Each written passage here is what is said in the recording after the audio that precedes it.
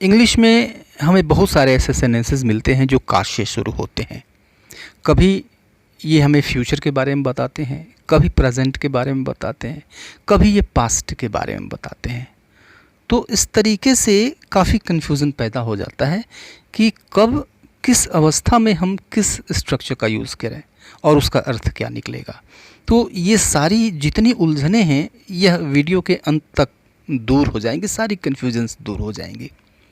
इसलिए इस वीडियो में मेरे साथ अंत तक बने रहें, क्योंकि काश से संबंधित जितने अर्थ हैं, जितने स्ट्रक्चर्स हैं, इन सभी स्ट्रक्चर्स को मैं कवर करूंगा। मैं कवर करने जा रहा हूं इसमें I wish I had plus complement, I wish I were plus complement, I wish I could plus complement, I wish I plus V2 यानी वर्ब की सेकेंड फॉर्म, और I wish I had plus verb की third form. ठीक है, तो सारी उलझनें इस video में के अंत तक आपकी दूर होने वाली हैं, इसलिए अंत तक मेरे साथ वीडियो में बने रहें।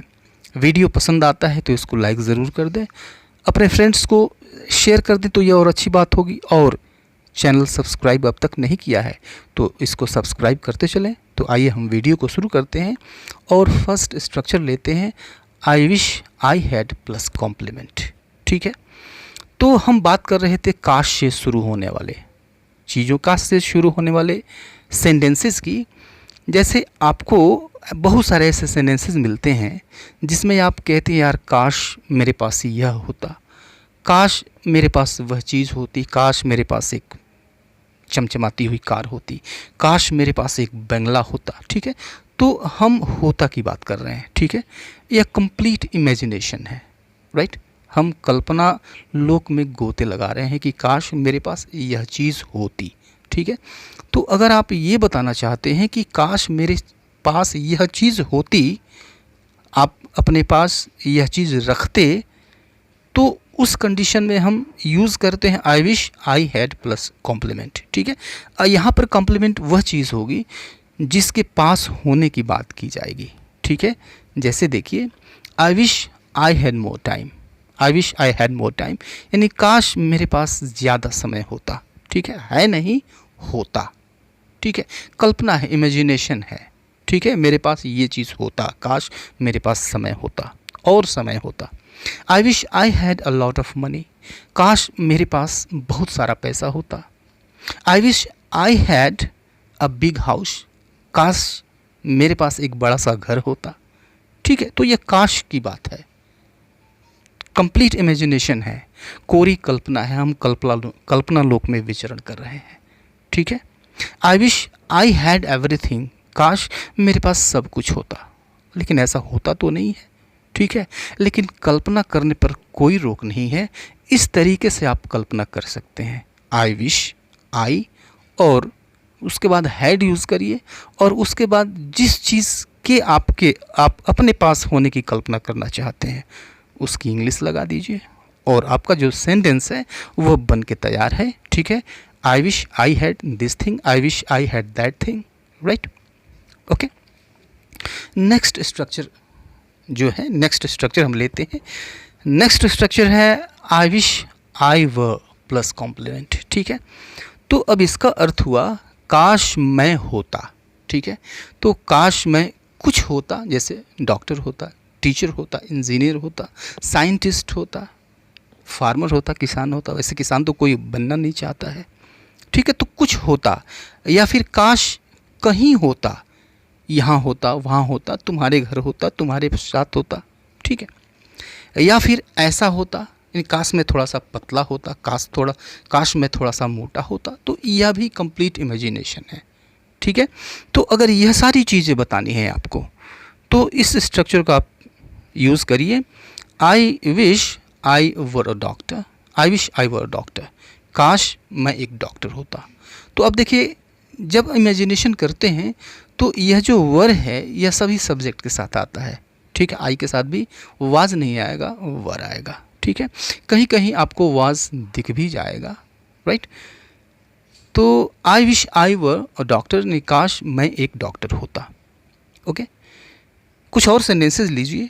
आई wish I were with you, यानी काश मैं तुम्हारे साथ होता, हूँ नहीं, होता, कोरी कल्पना है। ठीक है। I wish I were slim a bit, काश मैं थोड़ा सा स्लिम होता। इस एग्जाम्पल को देखिए, I wish I were your teacher, I wish I were your teacher, यानी काश मैं तुम्हारा टीचर होता, अध्यापक होता। ठीक है, तो यहाँ पर तीन चीज़ें कि कुछ होता, या फिर कहीं होता, किसी जगह होता, या फिर ऐसा होता, मोटा होता, पतला होता, दुबला होता, लंबा होता, नाटा होता, तो ऐसे होता। ठीक है, कोई कल्पना आप कर रहे हैं, ऐसा होता विश कर रहे हैं, राइट। नेक्स्ट स्ट्रक्चर देखते हैं, I wish I could plus verb की थर्ड फॉर्म। ठीक है, अब देखिए कि अगर आप ये कल्पना करना चाहते हैं काश के साथ कि आप यह काम कर पाते, ठीक है, कर पाते नहीं हैं, कर नहीं पाते हैं, लेकिन कर पाते, ऐसा कर पाते, अगर इस चीज़ की कल्पना करना चाहते हैं, जैसे काश मैं धारा प्रवाह अंग्रेज़ी बोल पाता, ठीक है, काश मैं एक बड़ा घर खरीद पाता, या फिर काश मैं एक कार को अफोर्ड कर पाता, या फिर काश मैं तुमसे मिल पाता। ठीक है, तो कर पाता अगर इस तरह का अर्थ लेना है तो आप इस स्ट्रक्चर का यूज़ करते हैं। एग्जाम्पल देखिए, यह और ज़्यादा क्लियर हो जाएगा। आई wish I could speak English fluently, I wish I could speak English fluently, यानी काश मैं धारा प्रवाह अंग्रेज़ी बोल पाता। इस दूसरे एग्जाम्पल को देखिए, I wish I could by a house, काश मैं एक घर खरीद पाता। ठीक है, इस एग्जाम्पल को देखिए, I wish I could afford a car, I wish I could afford a car, यानी काश मैं एक कार अफोर्ड कर पाता। ठीक है, और एक और एग्जाम्पल देखिए ताकि कहीं कोई कसर न रह जाए, I wish I could meet you, I wish I could meet you, यानी काश मैं तुमसे मिल पाता। ठीक है, तो आई विश आई कुड और वर्ब की फर्स्ट फॉर्म, यानी काश मैं ऐसा कर पाता। ठीक है, ये बात बतानी है, तो यह स्ट्रक्चर यूज़ किया जाता है। नेक्स्ट स्ट्रक्चर देखिए, I wish I plus verb की सेकेंड फॉर्म। ठीक है, तो अगर आपको ये कहना हो कि काश मैं तुमसे मिल लिया होता, ठीक है, यानी आपको ये कहना है कि काश मैं यह काम कर लिया होता। ठीक है, काश मैंने थोड़ा सा पढ़ लिया होता, काश मैंने थोड़ा सा अभ्यास कर लिया होता, काश मैंने थोड़ा सा कठिन परिश्रम कर लिया होता। अगर इस तरह की चीज़ बतानी है तो यह स्ट्रक्चर यूज़ किया जाता है। एग्जाम्पल देखिए, I wish I met you, काश मैं तुमसे मिल लिया होता। I wish I spoke to you, यानी काश मैंने तुमसे बताया होता। I wish I came here on time, I wish I came here on time, यानी काश मैं यहाँ पर समय पर आया होता। ठीक है, तो जब आपको ये बताना हो कि काश मैंने ऐसा कर लिया होता, ठीक है, तो यह स्ट्रक्चर यूज़ किया जाता है। और हम लास्ट स्ट्रक्चर देखते हैं।